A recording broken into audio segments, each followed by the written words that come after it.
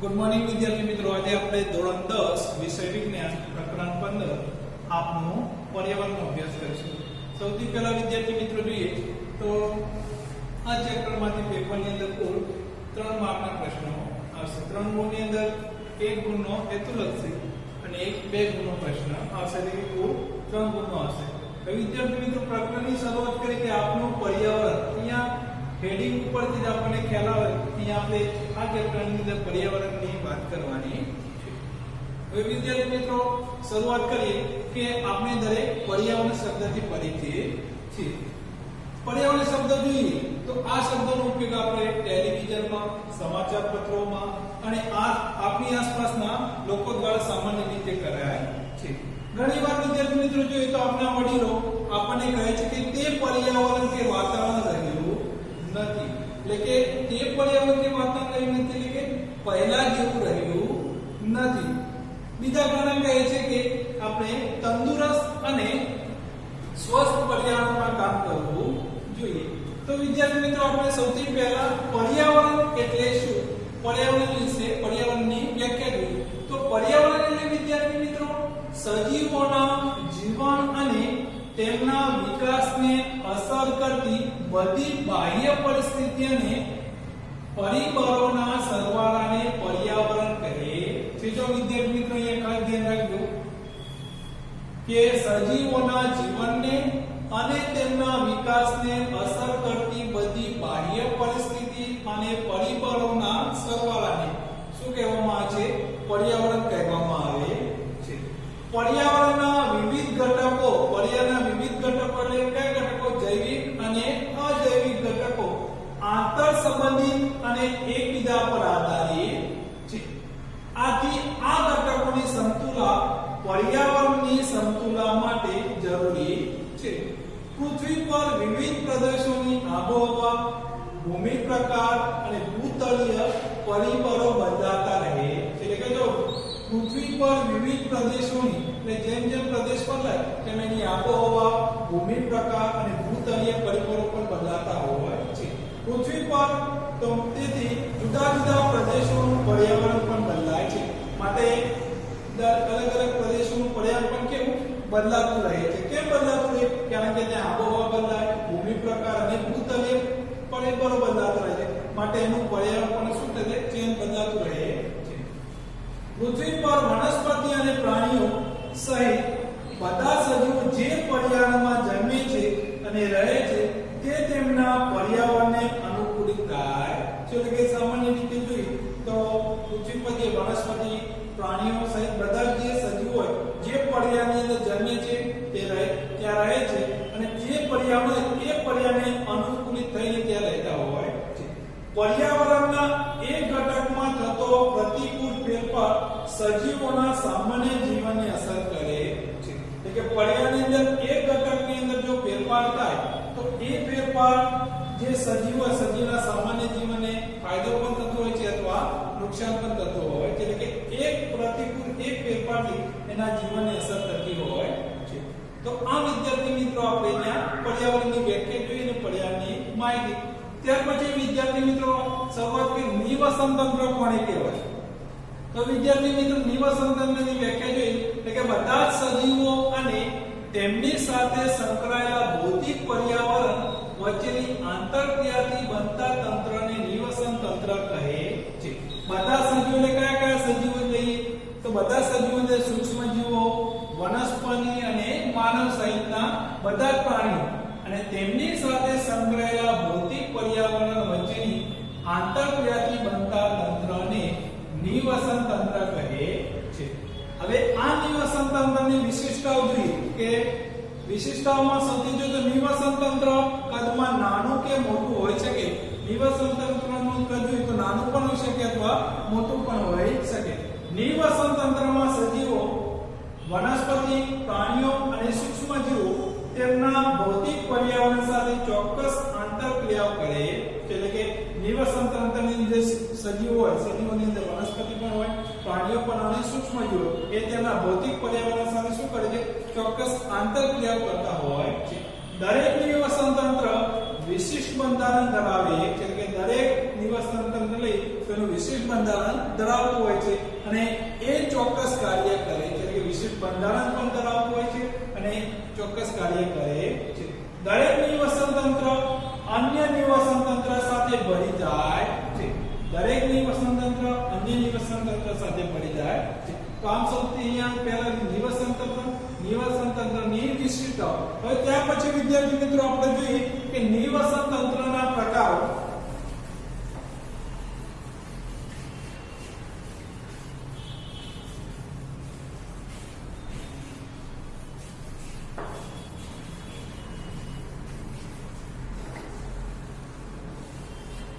तो विद्यार्थी मित्रों આપણે અહીંયા જોઈએ કે નિવસન તંત્રના પ્રકારો નિવસન તંત્રના પ્રકારો નિવસન તંત્ર હવે વિદ્યાર્થી મિત્રો અહીંયા જોઈએ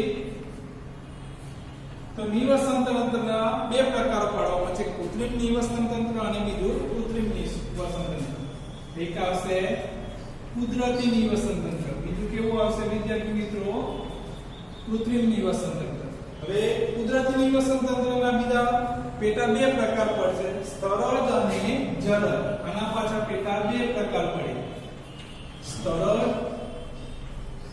અને જલજ નિવસન હવે સ્થળજ નિવસન તંત્રના ઉદાહરણ લઈએ તો જંગલ તૃણભૂમિ અને રણ આના ઉદાહરણ લઈએ તો જંગલ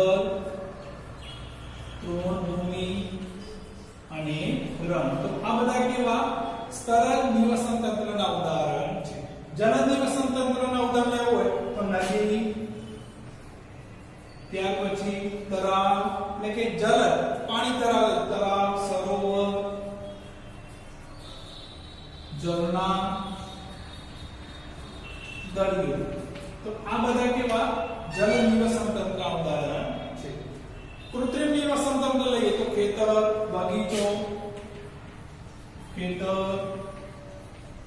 બગીચો કૃત્રિમ એટલે માનવે બનાવેલા ખેતર બગીચો વાડી માછલીઘર તો આ બધા કેવા કૃત્રિમ નિવસન તંત્ર છે તો અહીંયા વિદ્યાર્થી મિત્રો નિવસન તંત્રના પ્રકારો તો નિવસન તંત્રના બે પ્રકાર કુદરતી નિવસન તંત્ર અને કૃત્રિમ નિવસન કુદરતી નિવસન તંત્રના બે પહેલા પ્રકાર સ્થળજ અને જલજ સ્થળજની અંદર જોઈએ તો જંગલ તૃણભૂમિ અને રણ અહીંયા જલજમાં જોઈએ તો નદી તળાવ સરોવર ઝરણા અને દરિયો જ્યારે કૃત્રિમ નિવસન તંત્રના ઉદાહરણ જોઈએ તો ખેતર બગીચો વાડી અને માછલીઘર તો આ રીતે વિદ્યાર્થી મિત્રો નિવસન તંત્રના પ્રકારો તમારે યાદ રાખવાના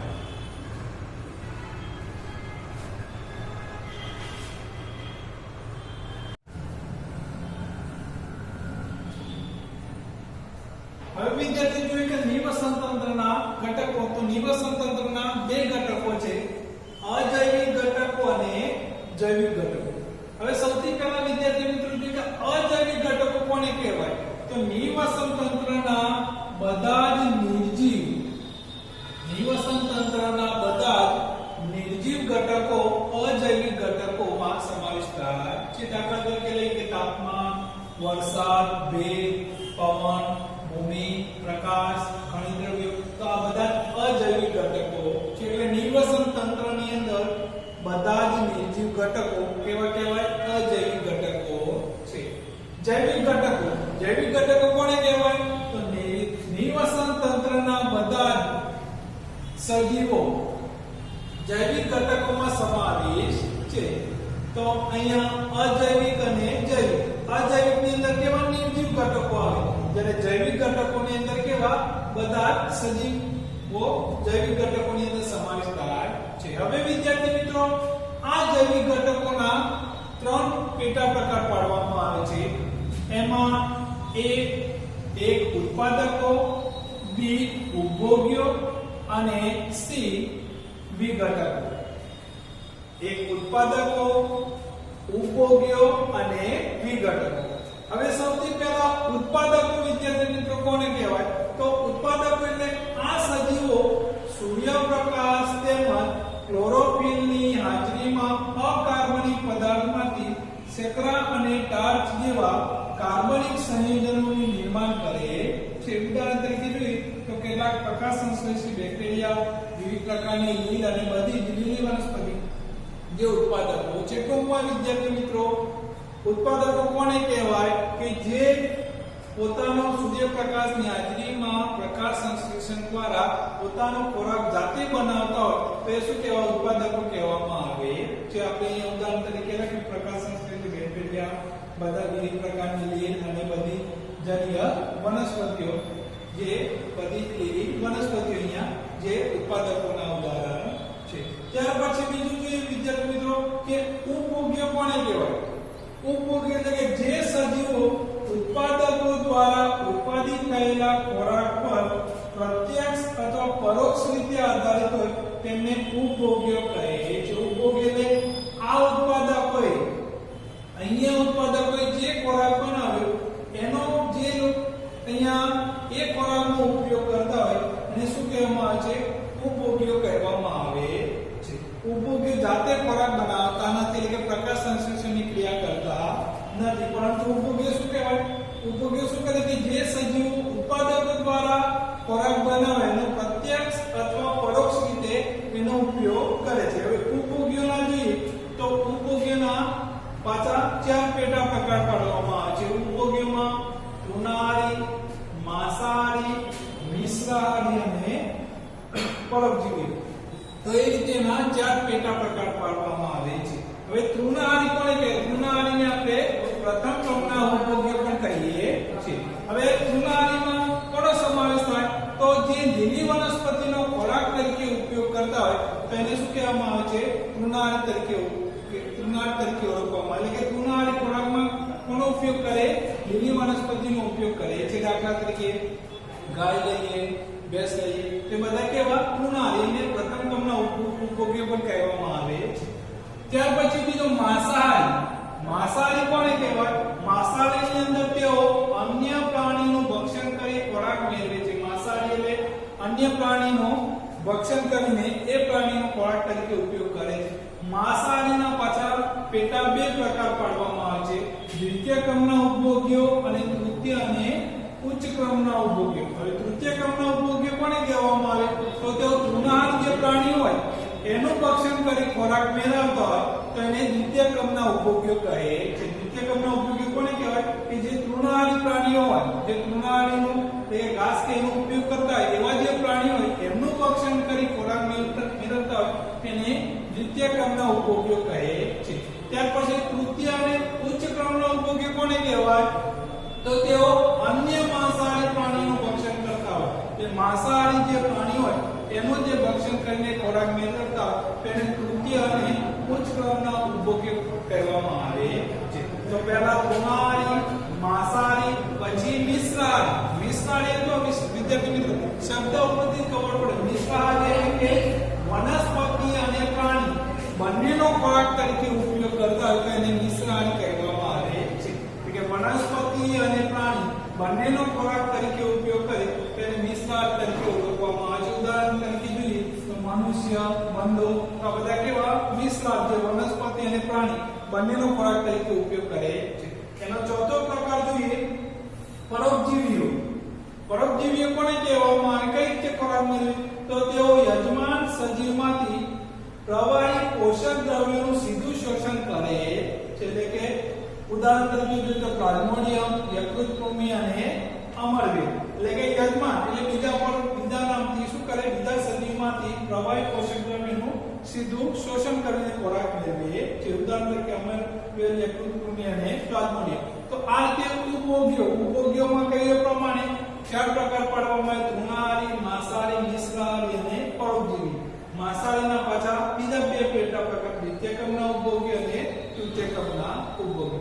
ત્યાર પછી ત્રીજા નંબરમાં જોઈએ કે વિઘટકો કોને કહેવામાં આવે? તો વિઘટકો એટલે કે જટિલ કાર્બનિક પદાર્થોનું સરળ અકાર્બનિક પદાર્થોમાં વિઘટન કરતા સજીવોને વિઘટકો કહે છે. વિઘટકો એટલે કે જટિલ કાર્બનિક પદાર્થોનું સરળ અકાર્બનિક પદાર્થોમાં વિઘટન કરતા સજીવોને વિઘટકો કહે છે. દાખલા તરીકે કેટલાક બેક્ટેરિયા અને ફૂગ મૃતજૈવ અવશેષો અને સજીવોના પોષક દ્રવ્યોનું વિઘટન કરે છે. દાખલા તરીકે કે ગાય મરી ગઈ તો આપણે શું કરીએ?